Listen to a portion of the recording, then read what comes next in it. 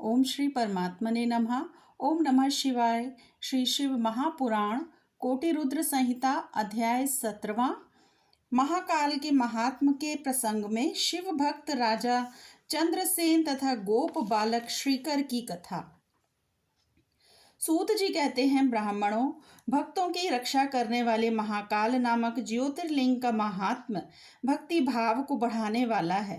उसे आदर पूर्वक सुनो। उज्जैनी में चंद्रसेन नामक एक महान राजा थे जो संपूर्ण शास्त्रों के तत्वज्ञ, शिव भक्त और जितेंद्रिय थे। शिव के पार्षदों में प्रधान तथा सर्वलोक वंदित मणिभद्र जी राजा चंद्रसेन के सखा हो गए थे। एक समय उन्होंने राजा पर प्रसन्न होकर उन्हें चिंतामणि नामक महामणि प्रदान की, जो कौस्तुभ मणि तथा सूर्य के समान दैदीप्यमान थी। वह देखने, सुनने अथवा ध्यान करने पर भी मनुष्यों को निश्चय ही मंगल प्रदान करती थी। भगवान शिव के आश्रित रहने वाले राजा चंद्रसेन उस चिंतामणि को कंठ में धारण करके जब सिंहासन पर बैठते, तब देवताओं में सूर्य नारायण की भांति उनकी शोभा होती थी। नृपश्रेष्ठ चंद्रसेन के कंठ में चिंतामणि शोभा देती है। यह सुनकर समस्त राजाओं के मन में उस मणि के प्रति लोभ की मात्रा बढ़ गई और वे क्षुब्ध रहने लगे। तदंतर वे सब राजा चतुरंगिणी सेना के साथ आकर युद्ध में चंद्रसेन को जीतने के लिए उद्यत हो गए। वे सब परस्पर मिल गए थे और उसके साथ बहुत से सैनिक थे। उन्होंने आपस में संकेत और सलाह करके आक्रमण किया और उज्जैनी के चारों द्वारों को घेर लिया।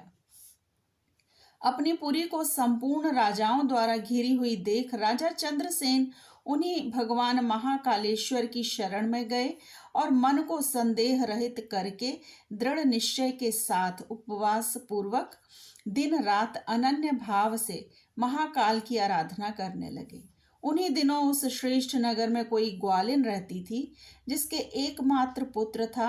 वह विधवा थी और उज्जैनी में बहुत दिनों से रहती थी। वह अपने 5 वर्ष के बालक को लिए हुए महाकाल के मंदिर में गई और उसने राजा चंद्रसेन द्वारा की हुई महाकाल की पूजा का आदर पूर्वक दर्शन किया। राजा के शिव पूजन का वह आश्चर्यमय उत्सव देखकर उसने भगवान को प्रणाम किया और फिर वह अपने निवास स्थान पर लौट आई। ग्वालिन के उस बालक ने भी वह सारी पूजा देखी थी, अतः घर आने पर उसने कौतूहलवश शिवजी की पूजा करने का विचार किया।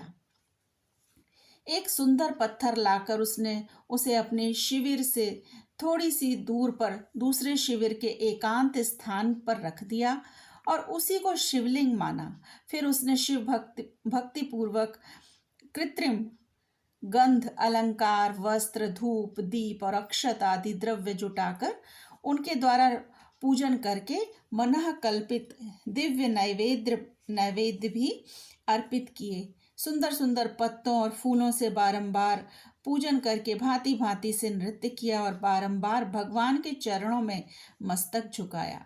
इसी प्रकार इसी समय ग्वालिन ने भगवान शिव में आसक्ति चित्त हुए अपने पुत्र को बड़े प्यार से भोजन के लिए बुलाया, परंतु उसका मन तो भगवान शिव की पूजा में लगा हुआ था।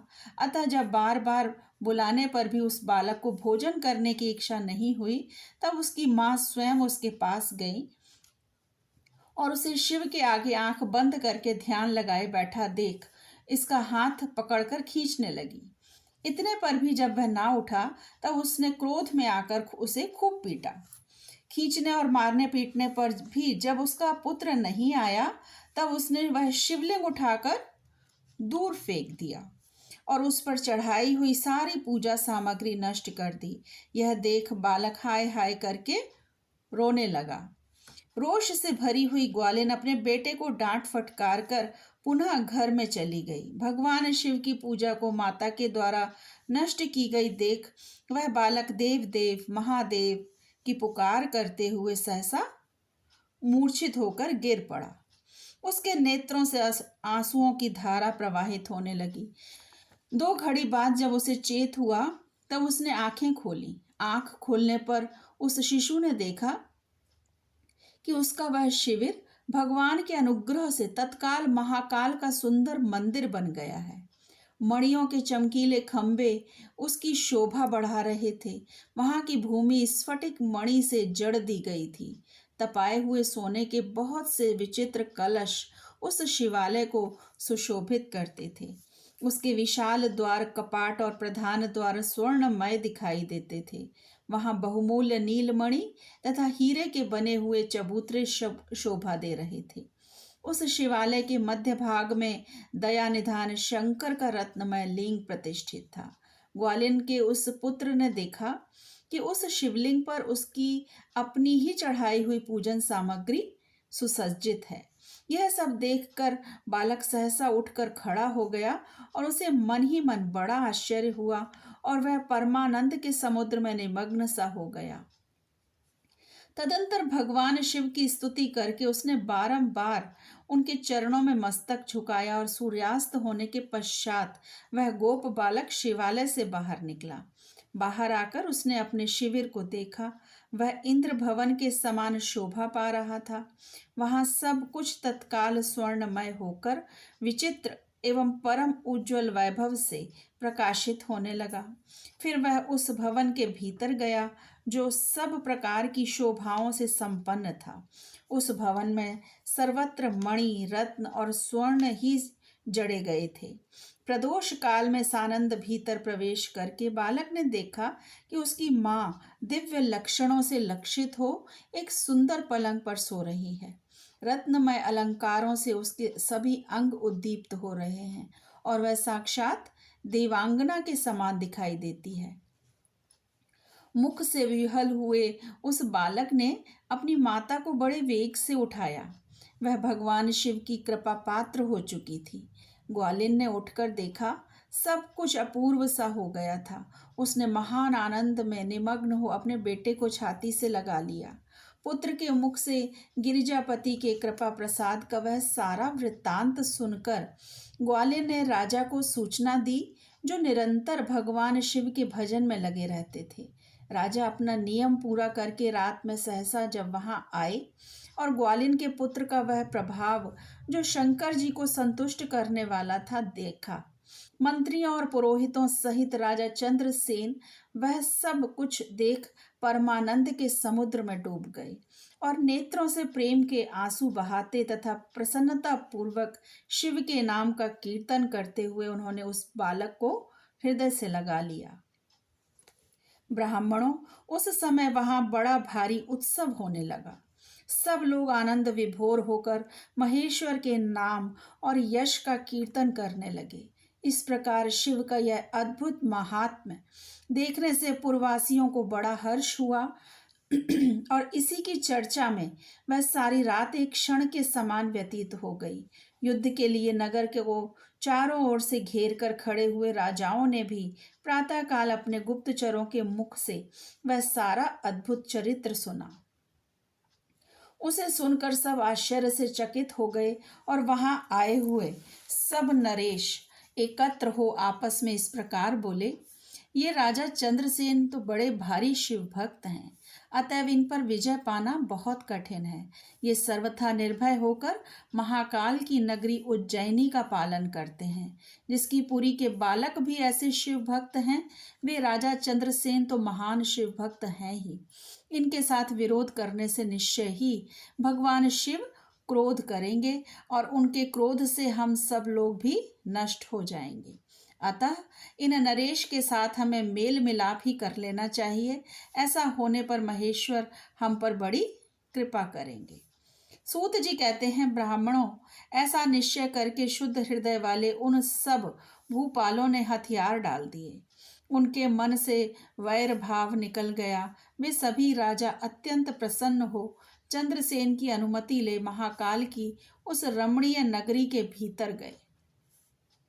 वहां उन्होंने महाकाल का पूजन किया।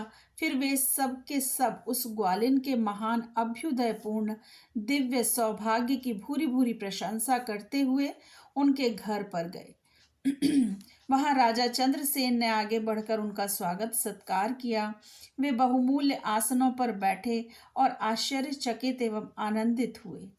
गोप बालक के रूप ऊपर कृपा करने के लिए स्वतः भगवान प्रकट हुए। शिवालय और शिवलिंग का दर्शन करके उन सब राजाओं ने अपनी उत्तम बुद्धि भगवान शिव के चिंतन में लगाई। तदंतर उन सारे नरेशों ने भगवान शिव की कृपा प्राप्त करने के लिए उस गोप शिशु को बहुत सी वस्तुएं प्रसन्नता पूर्वक भेंट की। संपूर्ण जनपदों में जो बहुसंख्यक गोप रहते थे, उन सब का राजा उन्होंने उसी बालक को बना दिया। इसी समय समस्त देवताओं से पूजित परम तेजस्वी वानर राज हनुमान जी भी वहां प्रकट हुए। उनके आते ही सब राजा बड़े वेग से उठकर खड़े हो गए। उन सब ने भक्ति भाव से विनम्र होकर उन्हें मस्तक झुकाया। राजाओं से पूजित हो वानर राज हनुमान जी उन सब के बीच में बैठे और उस गोप बालक को हृदय से लगा लिया। उन नरेशों को की ओर देखते हुए बोले कि राजाओं, तुम सब लोग तथा दूसरे देहधारी भी मेरी बात सुनो। इससे तुम लोगों का भला होगा। भगवान शिव के सिवा देहधारियों के लिए दूसरी कोई गति नहीं है। यह बड़े सौभाग्य की बात है कि इस बालक ने शिव की पूजा का दर्शन करके उससे प्रेरणा ली और बिना मंत्र के भी शिव का पूजन करके उन्हें पा लिया। गोप वंश की कीर्ति बढ़ाने वाला यह बालक भगवान शंकर का श्रेष्ठ भक्त है। इस लोक में संपूर्ण भोगों का उपभोग करके अंत में यह मोक्ष प्राप्त कर लेगा।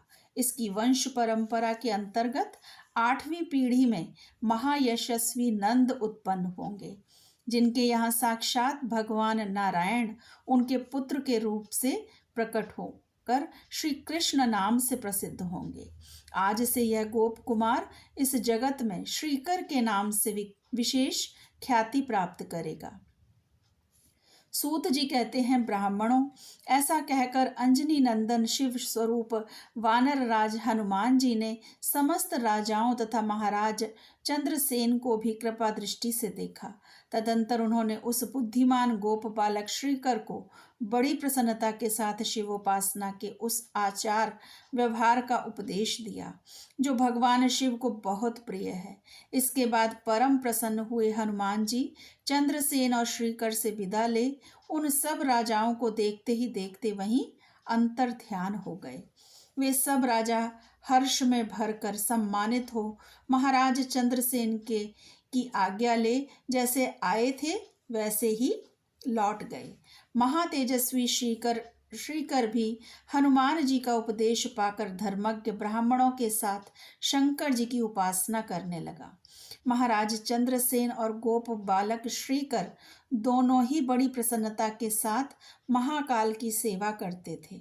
उन्हीं की आराधना करके उन दोनों ने परम पद प्राप्त कर लिया। इस प्रकार महाकाल नामक शिवलिंग सत्पुरुषों का आश्रय है। भक्तवत्सल शंकर दुष्ट पुरुषों का सर्वथा हनन करने वाले हैं। यह परम पवित्र रहस्यमय आख्यान कहा गया है जो सब प्रकार का सुख देने वाला है। यह शिव भक्ति को बढ़ाने तथा स्वर्ग की प्राप्ति कराने वाला है। ओम नमः शिवाय। शिव जी सदा सहाय। यदि आपको मेरा चैनल और मेरी वीडियोस पसंद हैं तो मेरे चैनल को सब्सक्राइब करें और वीडियोस को लाइक करें और शेयर करें। ओम नमः शिवाय।